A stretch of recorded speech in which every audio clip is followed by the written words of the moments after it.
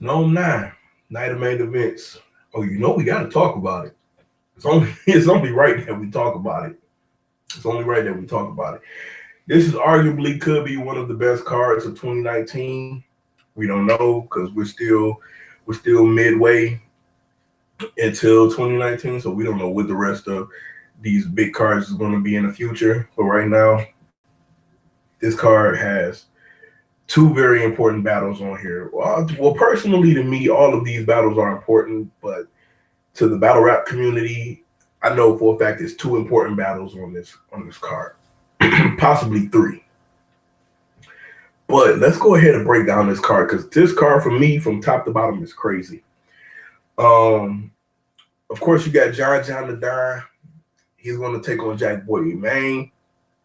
If you know the history of John and Jack Boy Maine, this is a very, very, very interesting battle between both of these two MCs. Of course, John, when he took on Twerk at the resolution card, Jack Boy jumped in the third round. John wasn't trying to hear that shit.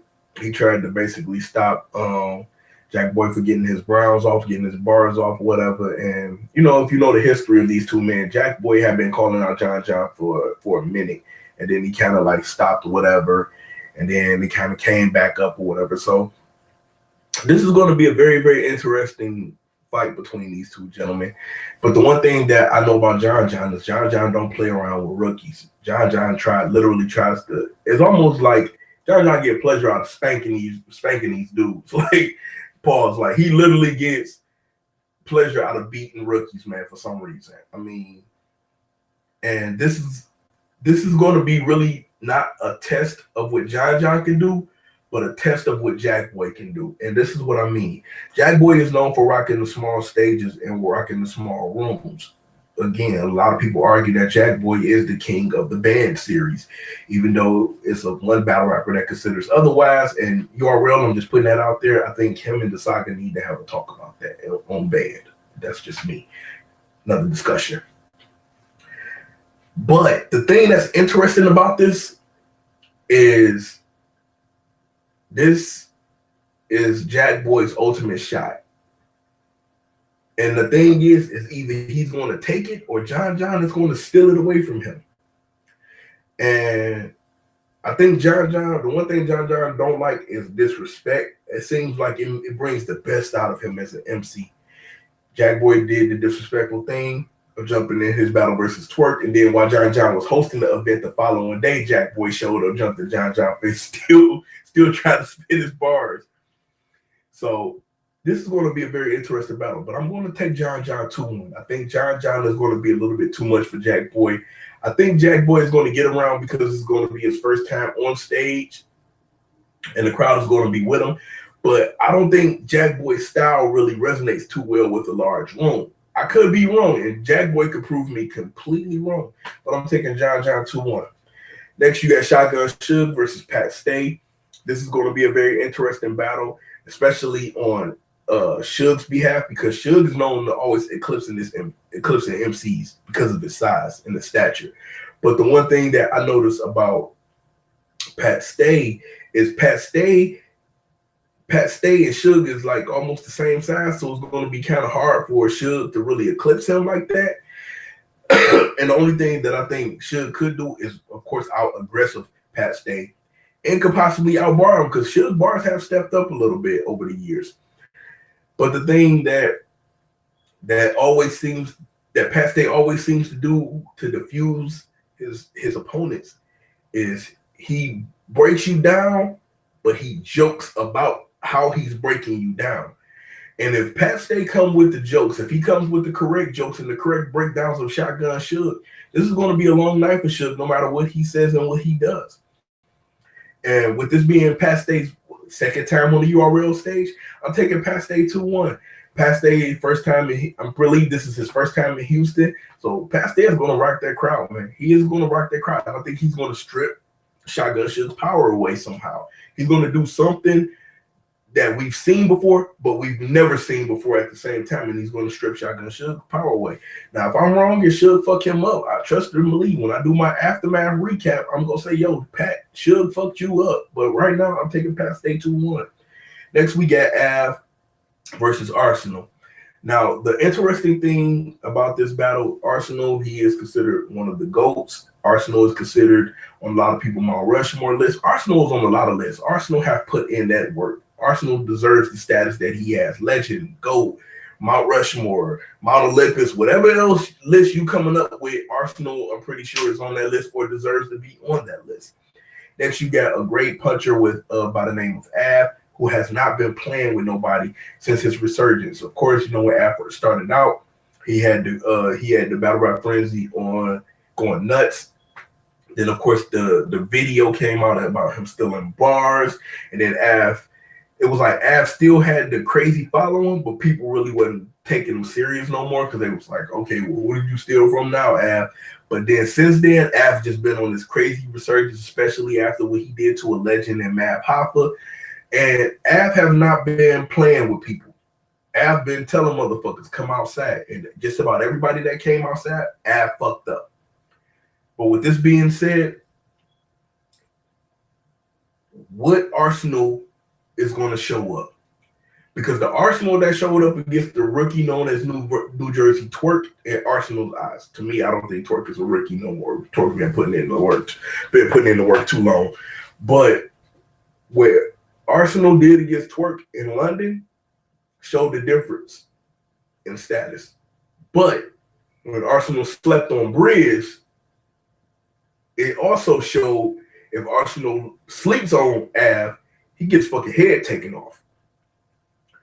With that being said, man, I don't know which Arsenal gonna show up, but I'm going off of the work that I've been seeing.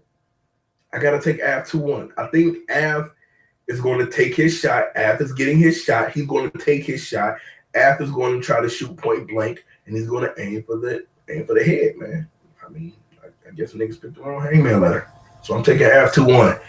Next, you got K-Shine versus Rum Nitty.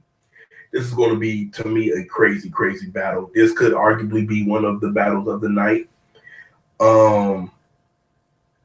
This battle is very important because, you know, a lot of people felt K-Shine got screwed over, champion of the year last year or whatever, that went to the current champion that's on this card. And we got Rum Nitty, man. Rum Nitty, one of the best punchers in the game, man. He's considered one of the best punchers in the game. And this battle is basically going to go down to who has really the last word and the last bit of energy in this battle. Because this is like, K-Shine has energy. Rum Nitty has energy. And Rum Nitty really owes it to himself because, you know, he had a little choke to stumble in Houston at the last NOME. So we're really going to see what Rum Nitty is going to show up for this battle, because when he takes battles close back to back like that, he does tend to choke.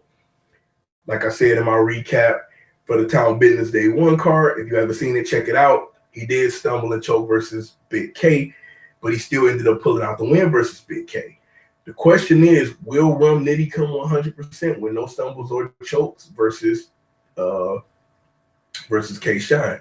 K-Shine coming off of a pretty impressive win versus Tay Rock at the resolution card. So we go see, man. We really go see how this battle is going to turn out. Like I said, this could be one of the battles of the night, in my opinion, man. But with that being said, I'm taking K-Shine 2-1. I think K-Shine is going to do a little bit too much, and he's going to end up beating Rum Nitty. He's going to do enough to take the battle or whatever. So I'm taking K-Shine 2-1. Next up, we have Sue Surf versus the one and the only Geechee Gotti. Geechee Gotti is coming off, like I said, he's the current champion of the year right now, coming off of a crazy year that he had last year. And Geechee Gotti seems so far to have not been letting up. And he could possibly, if he keep this going all the way into this year's champion of the year voting, he could possibly be the first two-time champion of the year. Sue Surf, the question is that, it's on everybody's head.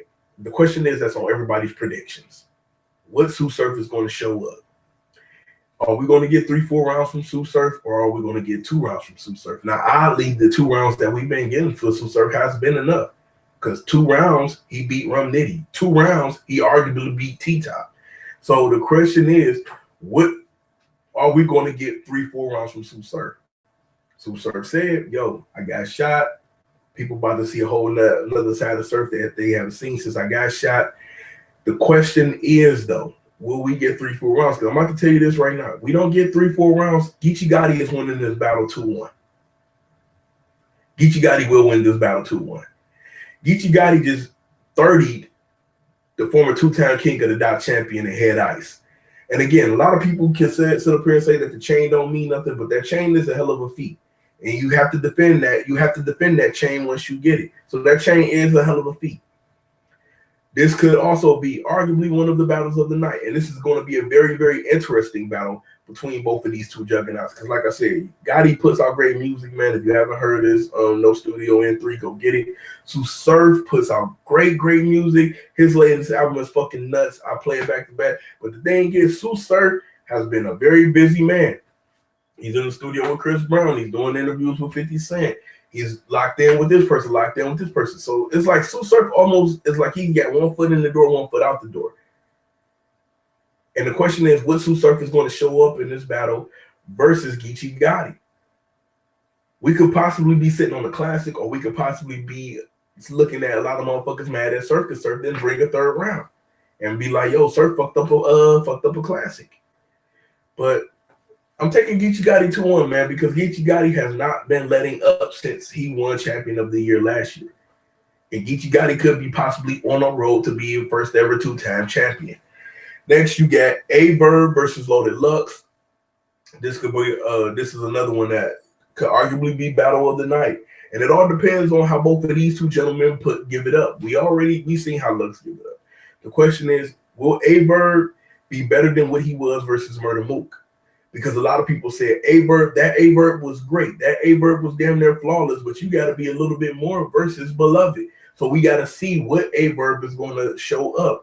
Are we going to get Talk Dirty Lux? Are we going to get Great Hoodie Lux? What Lux are we going to get? Everybody's like, Verb, nigga, you need to go back to when you was eating the greasy food and you was giving niggas the Guardian Angels bars and all of that shit. You know? So we don't know what version of A-Verb we're going to get. We don't know what version of Lux we're going to get. The only thing everybody knows is that this should be a fight. This should be a clash. This is 10 years in the making between two of these MCs. And the real question is, if A-Verb wins, what happens next? The question is, because A-Verb is already sitting with the God tiers. The question is A-Verb number 1 or number 2? With the arguably win over Murder Mook, A-Verb is moving to number 2. If he beats Lux, Verb is number 1. Verb is number 1. So the question is, what are we going to do? What are we going to do if Verb loses to Lux? Well, if Verb loses to Lux, Verb is number 2. Lux will remain number 1. He will remain top of the hill. He will remain king of the hill. So the question is to everybody is, how will this battle turn out? And in my opinion, I'm taking